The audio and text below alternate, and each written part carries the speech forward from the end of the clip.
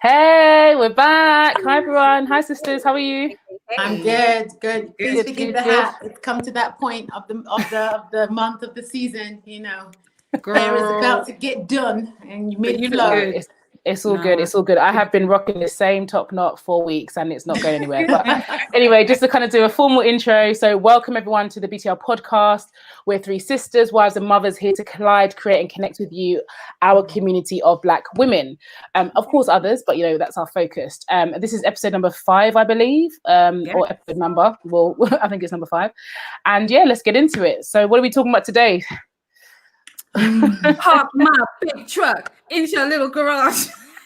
That's not even the lyrics. Let me read you for those who don't know, I'll read you the chorus lyrics. Yeah, you effing with some wet ass pussy. Bring a bucket and a mop for this wet ass pussy. Give me everything you got for this wet ass pussy. So for those who don't know, we're talking about the song WAP. And in the middle, I see Wendy cringing as I've read that. Whereas I'm like, why? But yeah, so anyway, no, I know. Why?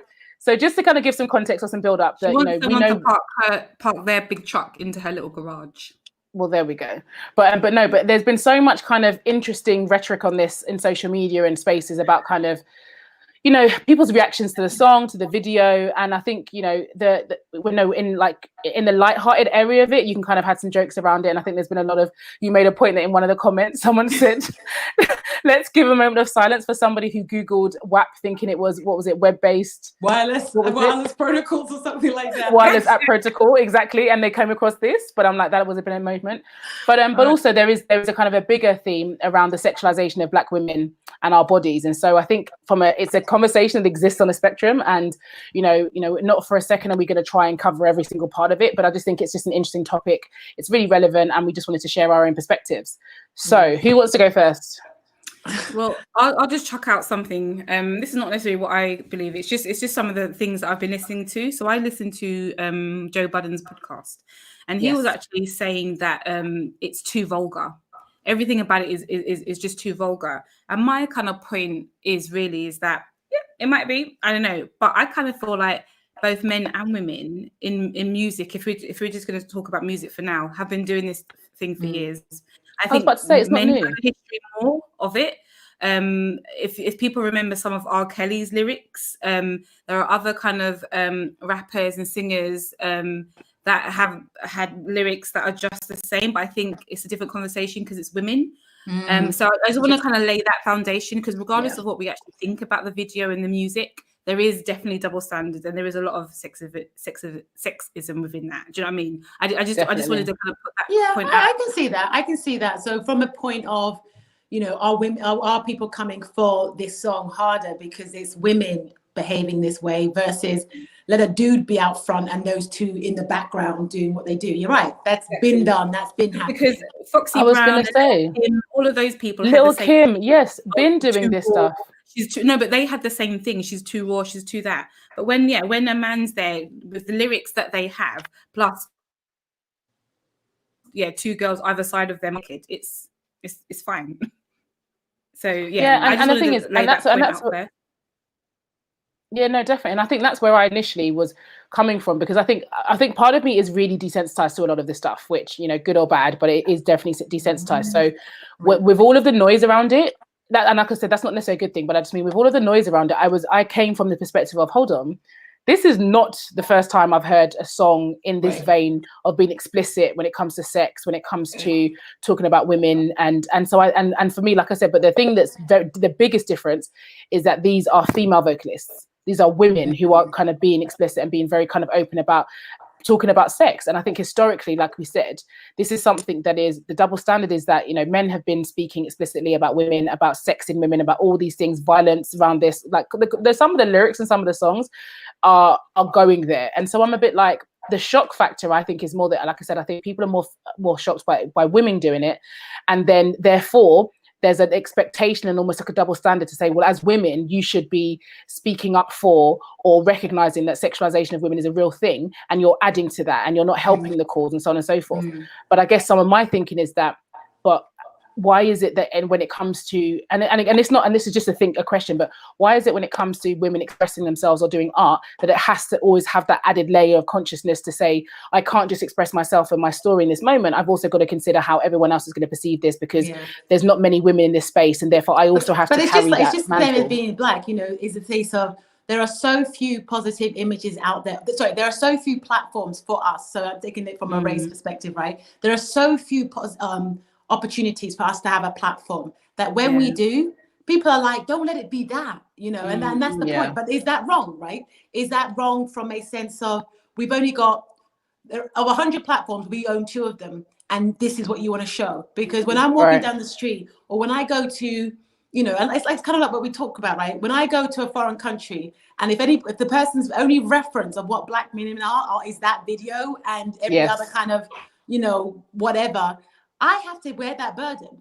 Like, no, friend, keep your hands to yourself. I am not that, you know? Absolutely. And so constantly having to then, with the limited perspective you have of me, that stereotype now gets worn by us as black women. Our value gets you know, gets placed as that is who we are, and that is what we are.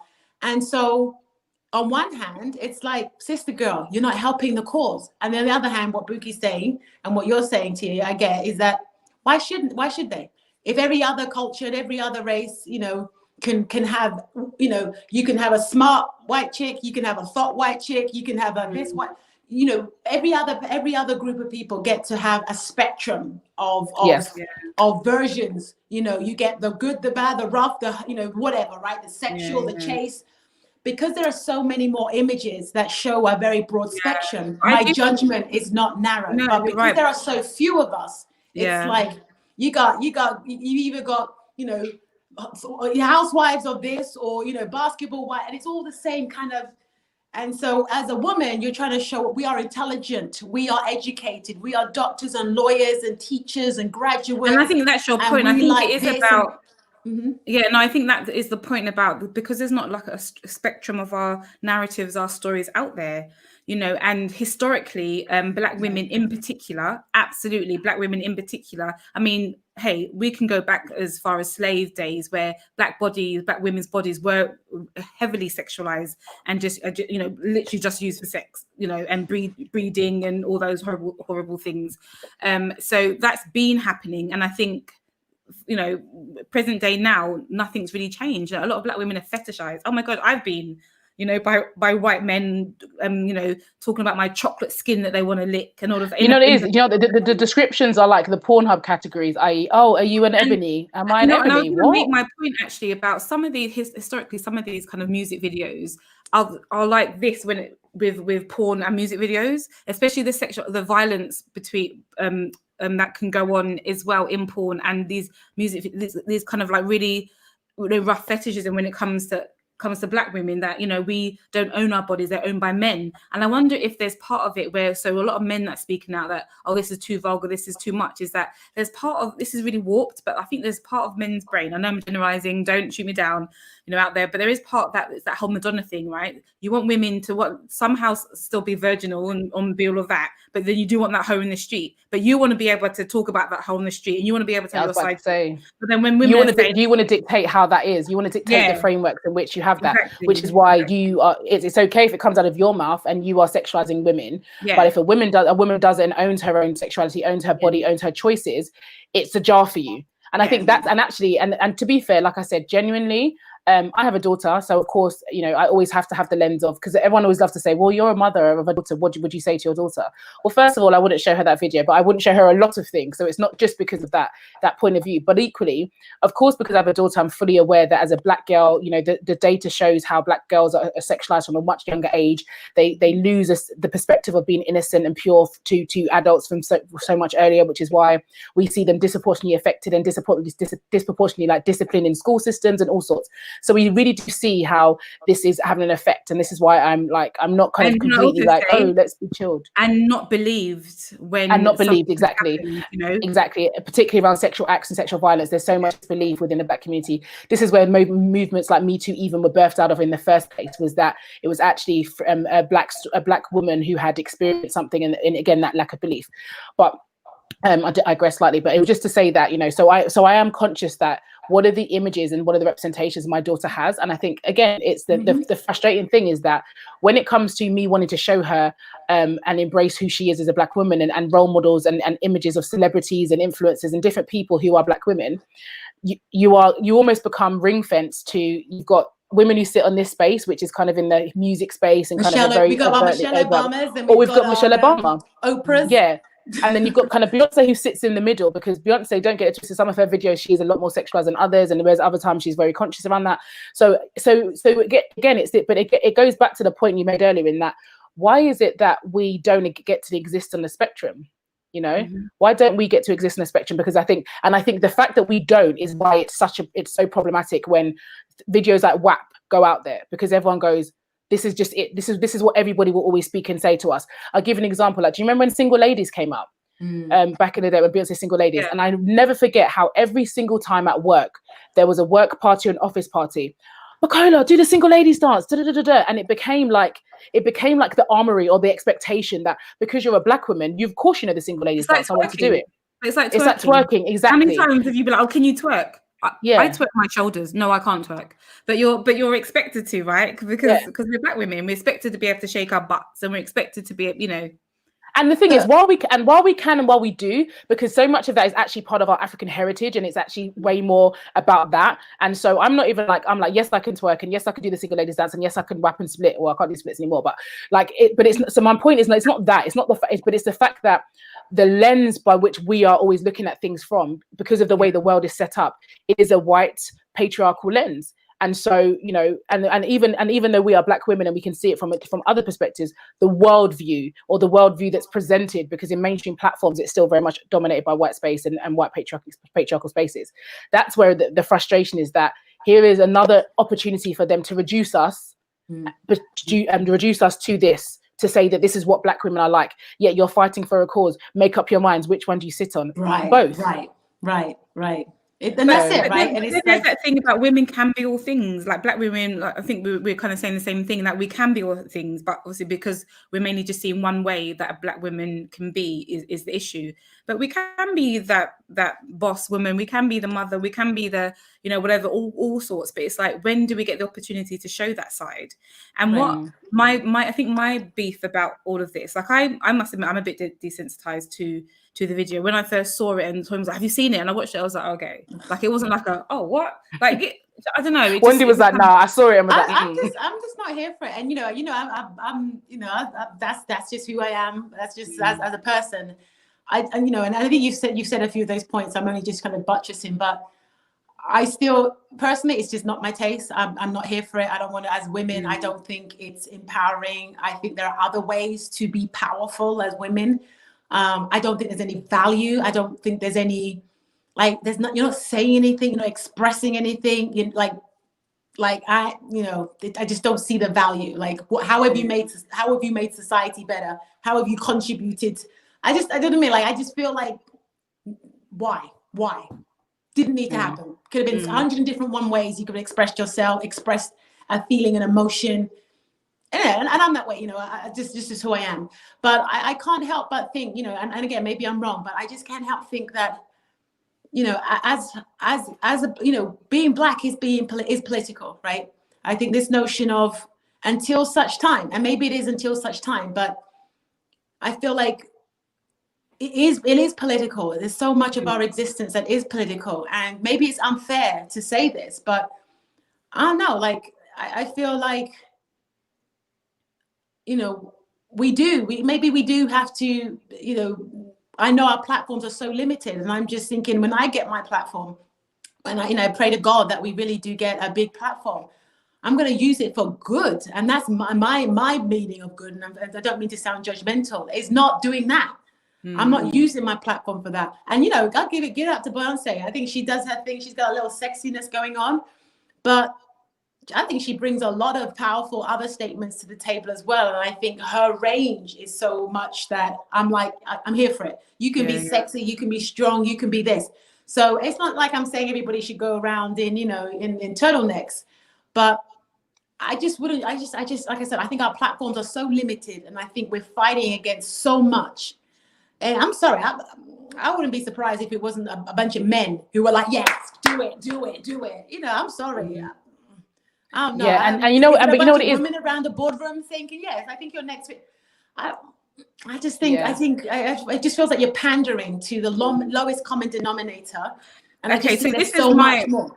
Yeah, this was my conversation actually with my husband Toyin, because we like kind of had this discussion, especially after that, you know, after what Joe Budden said about the vulgar. First of all, I was, I do kind of see myself like an intersectional feminist, in the sense of I'm all about equity, I'm all about fairness, and things like that, and stuff. And for me, I was taking the route of, well, I just think that's super sexist and so double standards. But anyway, we were talking about it a bit more, and we were going into it. And I just think, I just think it's just, I'm agreeing with you in a way, because I do think there are so many ways to show that you're powerful and sexy and strong and beautiful, whatever. Absolutely. And I think that these are the kind of images that I want to see more, because what's, we know the media is incredibly powerful. It's one of the, the most powerful things. And that Cardi B video, that's all the way over there, that person, whatever, it filtrates into your life. Like I remember going to Barcelona, and I really love Spain a lot. But there are pockets of racism, whatever, and there's, and all of that, and misogyny. And I remember kind of like walking past, I was obvious tourist. I was an obvious tourist. Like it was just like, camera in hand, like I couldn't be more touristy. And this car pulled up, and he was speaking Spanish. I don't speak Spanish. I thought he was asking for directions. So I just said, no, I'm a tourist. I don't know. But he didn't. He licked his lips, rubbed his groin, and patted his seat next to him. He was like, come, and I was like really horrified, and it kind of ruined the day actually. And I was speaking to somebody about it, like I remember, so me and my friend went to like the way I would have asked for them some Holy Spirit intervention to learn Spanish and cuss him out. Anyway, sorry. So me and my friend went to a restaurant that night, and we were talking actually to like the waiter, and he was like, he had good English, and we were chatting about it. Because he was like, how was your day? And I was still in my feelings, like, what happened to me? And a real Spanish man, like, I was just in my feelings. And he was like saying, oh, you girls do. He said girls, but I knew he meant to say black girls. He goes, you girls, you shake your thing a lot, and and he couldn't really articulate it. But for me, I had to think, this is what they must see about us. This is what they must think about us. Because he was all like doing this and going, trying to work with it, like, this is what you guys do. This is what you do. Is it like, so this guy, of course, he thinks you're a prostitute, because this is what we've seen what you do. And it kind of just really made me think that. Like because the media is so powerful, because whatever you put out there, people do believe, like just another quick aside. I remember like I was in Paris one time actually, and that Kanye West and Jay-Z song, in Paris came on, and this French guy was like, he looks at us, and we were all black people, goes, oh, you guys, you're niggas, right? Niggas in Paris. And I was just like,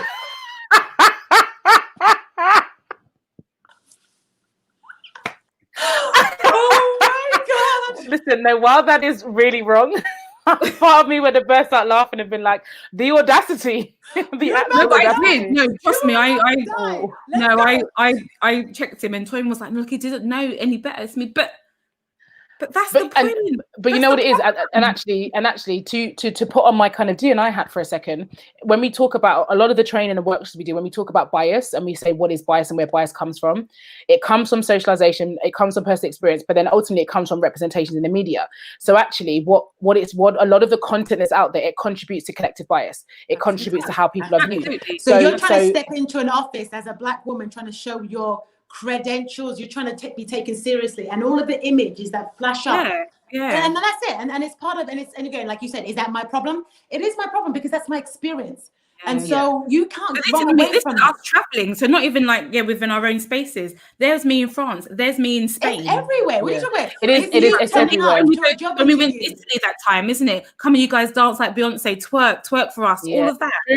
Oh my gosh, it's so true. We was I forgot about that in Italy, where they were like, you guys must be a dance crew, and you've got like might be a twerk crew, and they were like, they like made a circle around us, and they were like, and then before you know it, become performers. And again, all of this stuff that, you know what it is, in the moments, in these, it's like when you talk about it as a collective experience, you kind of start to see how monkeys perform for us. You see the damage. You do see it's damaging. But I think that I think what it is, sometimes I think about this from an evolved perspective. And when I say evolved, I mean in terms of what I aspire the future to be, is a space where blackness, like we talk about this a lot, but blackness exists on a spectrum, and where you have you have the Cardi B's, you have the Meg Stallions talking about WAP, but you equally have more of the Michelle Obamas. That you have the whole spectrum of blackness and black women and how we can be presented.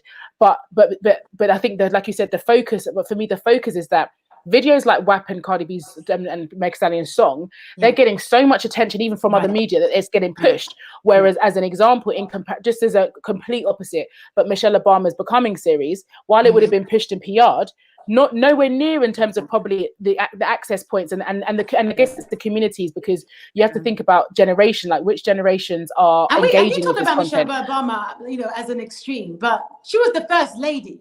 Like, come on, like, you know, can we get some love for the first lady? Yes, I am never tired of hearing about the Oprahs of the day. I know she's old school. I guarantee it's more airtime than anything that Michelle Obama has done, right? And you know, and I'm using Michelle Obama because she's one of the most well-known black women out there.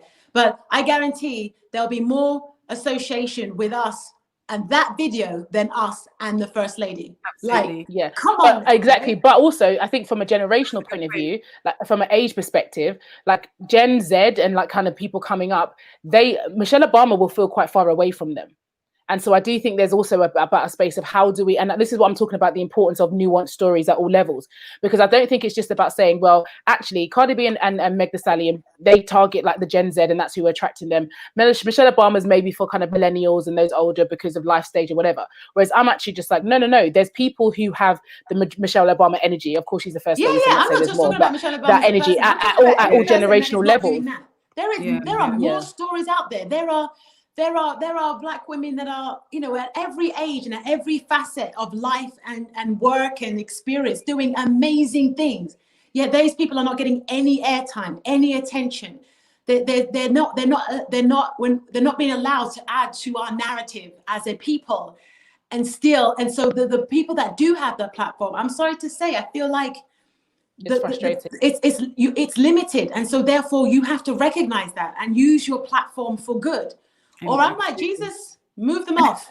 I'm like, Jesus, move them off. I'm sorry. I think there is so much good to be done in this world and so much to be done that I just feel like when you have the privilege of being given a voice, you should speak for those that have no voice.